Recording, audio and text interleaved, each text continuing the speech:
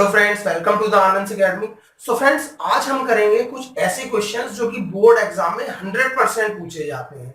आज देखेंगे हम कि रूट 2, रूट 3 या रूट 5 को इरेशनल कैसे प्रूव करते हैं। तरीका सबका एक जैसा होता है, चाहे रूट 3 को इरेशनल प्रूव करना हो चाहे रूट 5 को, लेकिन जो स्टेप्स इन्वॉल्व होते हैं वो बहुत इंपॉर्टेंट होते हैं।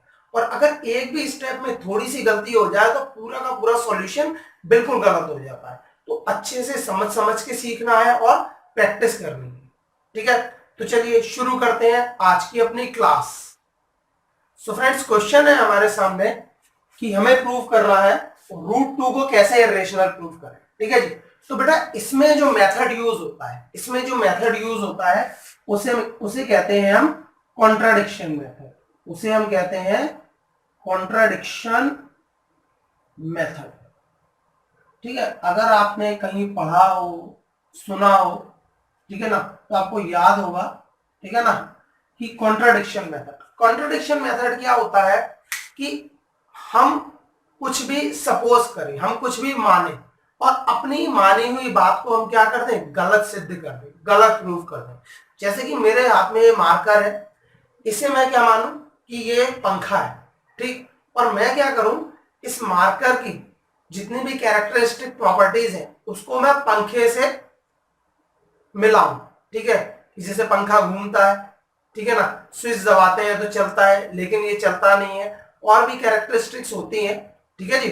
तो वो कैरेक्टरिस्टिक्स इससे मेल नहीं खाएंगी, मैच नहीं खाएंगी, तो क्या करूंगा, मैं अपनी ही बात को गलत प्रूव करूंगा। मैं पहले इसको मैंने पंखा माना, फिर मैंने इसकी कैरेक्टरिस्टिक प्रॉपर्टीज पंखे से मैच की, वो कैरेक्टरिस्टिक पंखे से मैच नहीं हुई, तो मैंने जो माना था अपनी ही बात को मैंने क्या कर दिया, गलत प्रूव कर दिया, गलत, ठीक है ना, कॉन्ट्राडिक्ट कर दिया। ठीक है ना, इसी तरीके से हम इसमें भी करेंगे। तो बेटा देखिए, कंट्राडिक्शन मेथड में क्या होता है, सबसे पहले आप क्या मानेंगे कि हम मानेंगे लेट रूट 2 इज रेशनल। हम क्या मानेंगे कि रूट 2 आपका क्या है, रेशनल है ना, रूट 2 क्या है आपका, रेशनल है। अच्छा, अब रूट 2 रेशनल है तो रेशनल नंबर को हम पी अपॉन क्यू की फॉर्म में रिप्रेजेंट कर सकते हैं, है ना। रेशनल नंबर को हम पी अपॉन क्यू की फॉर्म में रिप्रेजेंट कर सकते हैं बड़े आराम से। तो हम यहाँ पे क्या लिख देंगे, P upon Q equals to root 2 या root 2 equals to P upon Q, कुछ भी लिख सकते हैं। ठीक है जी। अच्छा, क्यू को दूसरी तरफ ले जाइए तो पी इक्वल्स टू क्या हो जाएगा आपका, अंडर रूट 2 क्यू।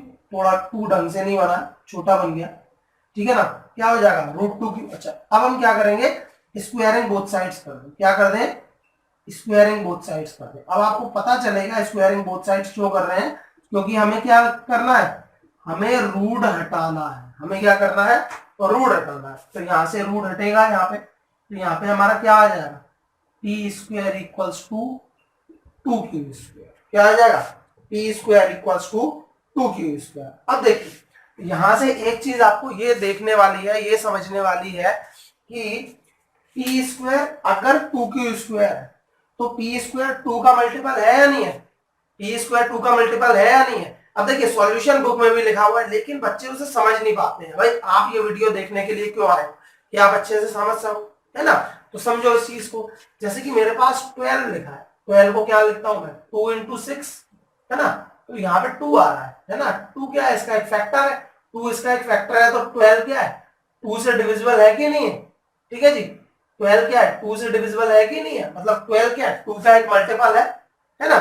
तो यहां से पी स्क्वायर भी क्या हो जाएगा, 2 का क्या हो जाएगा, एक मल्टीपल हो जाएगा, या P square is divisible by 2 हो जाएगा। तो हम यहां से क्या लिखेंगे, P square is divisible by 2, P square is divisible by. अब देखिए, पी स्क्वायर अगर 2 से डिविजिबल है तो पी स्क्वायर का स्क्वायर रूट यानी कि पी, वो भी 2 से डिविजिबल होगा, है ना।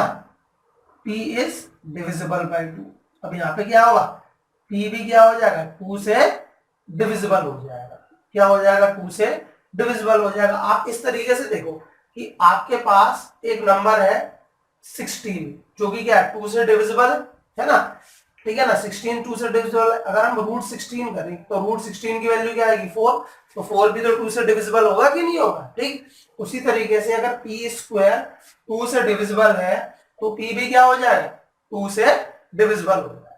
ठीक है जी, क्लियर। अच्छा, अब चूंकि p 2 से डिविजिबल है तो हमने क्या मान लिया p इक्वल्स टू 2 के, क्या मान लिया 2 के, where k is any constant, क्या है k कोई भी कांस्टेंट, ठीक है ना, k क्या है कोई भी कांस्टेंट। ठीक, अच्छा यहाँ पे भी हम स्क्वायरिंग बोथ साइड्स करें तो p स्क्वायर इक्वल्स टू क्या हो जाएगा 4k स्क्वायर हो जाएगा, p स्क्वायर क्या हो जाएगा 4k स्क्वायर हो जाएगा। अच्छा, अब p स्क्वायर इक्वल्स टू क्या है 2q स्क्वायर है, p स्क्वायर क्या है 2q स्क्वायर है, तो यहां से हम बेटा यहां से हम p स्क्वायर की जगह क्या लिख सकते हैं, यहां से हम p स्क्वायर की जगह क्या लिख सकते हैं 2q स्क्वायर लिख सकते हैं, क्या लिख सकते हैं 2q स्क्वायर, तो यहां से 2q स्क्वायर इक्वल्स टू क्या हो जाएगा 4k स्क्वायर।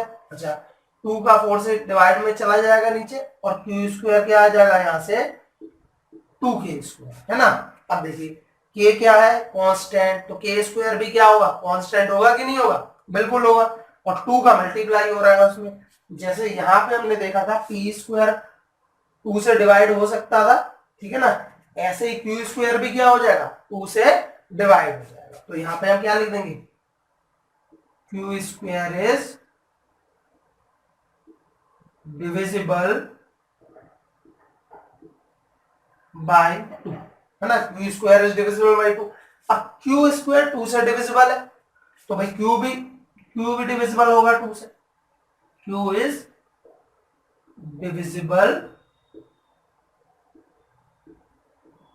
बाय 2, ठीक है ना, तो q भी क्या हो जाएगा 2 से डिविजिबल हो जाएगा। ठीक है जी, अब देखिए p भी 2 से डिविजिबल हो गया और q भी 2 से डिविजिबल हो गया, मतलब 2 क्या हो गया p और q का एक कॉमन फैक्टर हो गया कि नहीं हो गया, p और q का एक कॉमन फैक्टर क्या हो गया 2 हो गया।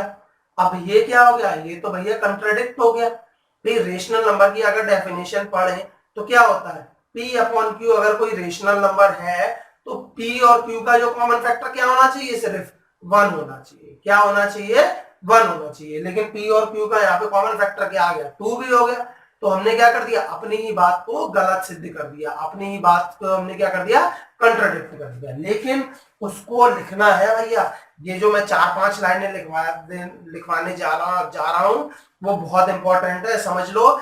इस क्वेश्चन में जो नंबर है ना वो एक एक स्टेप के नंबर है, आपकी भाषा के आपकी लैंग्वेज के नंबर है। ठीक है जी, तो देखिए यहां पे आप लिखेंगे from above, from above,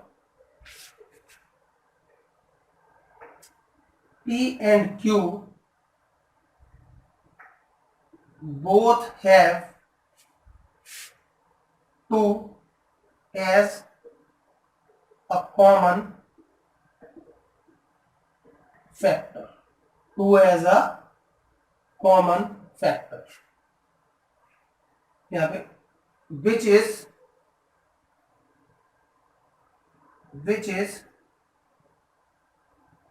contradiction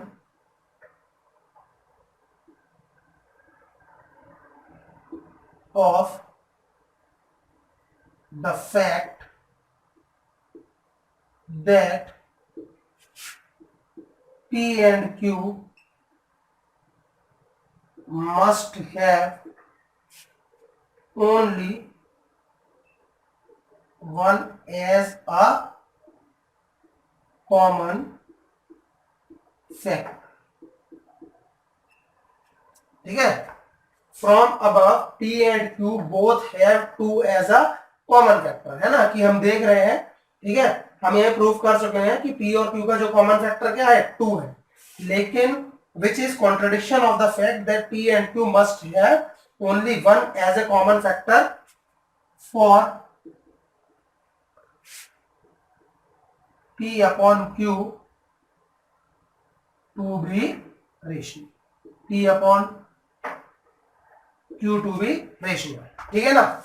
P upon Q के रेशनल होने के लिए, है ना, P अपॉन Q के रेशनल होने के लिए P एंड Q का जो कॉमन फैक्टर क्या होना चाहिए सिर्फ 1 कॉमन फैक्टर होना चाहिए, क्या होना चाहिए सिर्फ 1 कॉमन फैक्टर होना चाहिए, लेकिन हमारा कॉमन फैक्टर तो क्या आ गया 2 आ गया, इसका मतलब क्या हो गया इसका मतलब ये हो गया कि जो हमने पी अपॉन क्यू माना है वो इरेशनल होगा। इसका मतलब क्या होगा, √2 इरेशनल होगा। तो यहां पे लिख देंगे √2 इज, आई ज्यादा दूर हो गया,